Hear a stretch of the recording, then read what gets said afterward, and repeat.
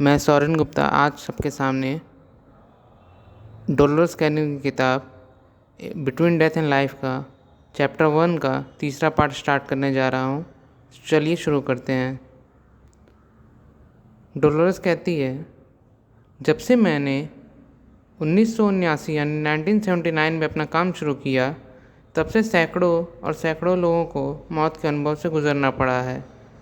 वे हर कल्पनीय तरीके से दुर्घटनाओं, गोली मारने, छुरा घोंपने, आग लगाने, फांसी लगाने, सिर काटने, डूबने और यहाँ तक कि एक मामले में परमाणु विस्फोट से मौत से मारे गए हैं, जिसे मैंने अपनी किताब ए सोल रिमेंबर्स हिरोशिमा में रिपोर्ट किया है। वे हमले, बीमारी, बुढ़ापा और नींद में शांति से भी मरे हैं।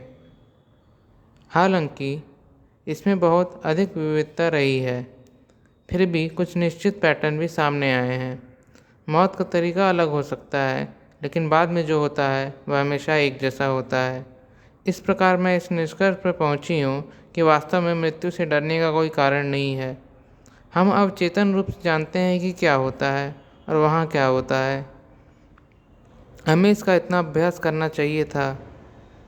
हम सभी पहले अनगिनत बार गुजर चुके हैं। तो मेरे मृत्यु के अध्ययन में मैंने जीवन के उत्सव को पाया है। यह एक रुग्ण विषय होने से बहुत दूर है, लेकिन एक सबसे आकर्षक दूसरी दुनिया है।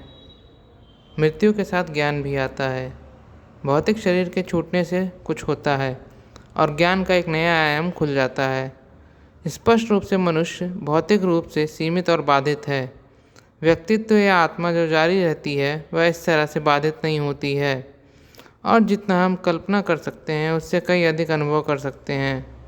इस प्रकार जब मैंने इन लोगों से मरने के बाद बात की, मैं कई पेचीदा सवालों के जवाब पाने में सक्षम थी।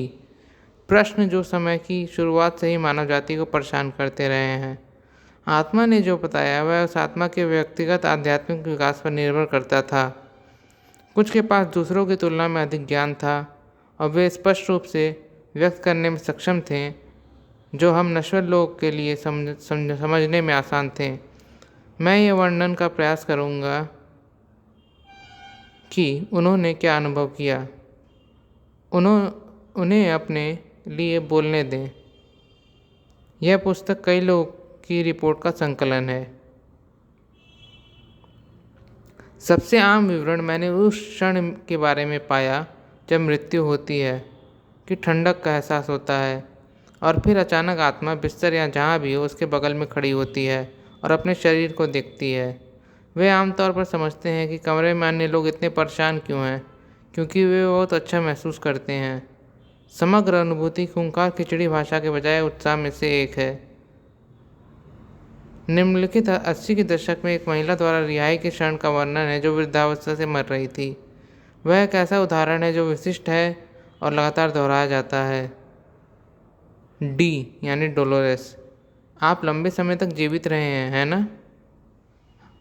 हाँ, मैं धीमी गति से चलती हूँ, इतना लंबा समय लगता है। आवाज़ करते हुए, अब ज़्यादा खुशी है, मैं तो थकी हुई हूँ।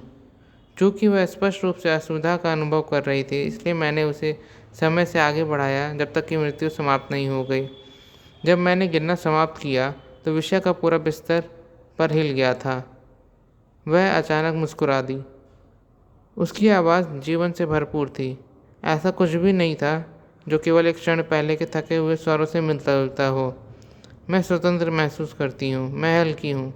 वह बहुत प्रसन्न लग रही थी। डी यानी डोलोरेस, क्या आप शरीर देख सकती हैं? एस यानी सब्जेक्ट यानी विषय जिसको रिग्रेस किया गया, निराश होते हुए। ओह, वह पुरानी बात, यह वहाँ नीचे है। ओह, मुझे नहीं पता था कि मैं इतनी बुरी दिखती हूँ। मैं बहुत झुर्रीदार और सिकुड़ी हुई थी। मुझे उतना सिकुड़ा हुआ होना बहुत अच्छा लगता है। यह सब पहना हुआ था।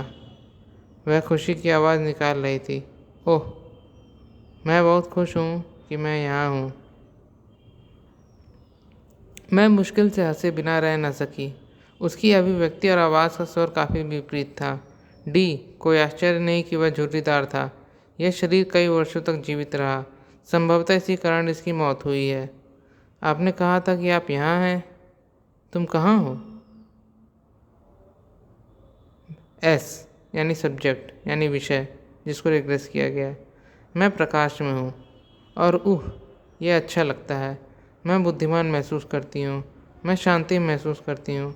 मैं शांत महसूस करती हूँ। मुझे कुछ नहीं चाहिए। ये कड़ी यहाँ समाप्त होती है। इसके बाद का मैं अगली कड़ी में इसका जिक्र करूँगा। धन्यवाद आपका देखने के लिए।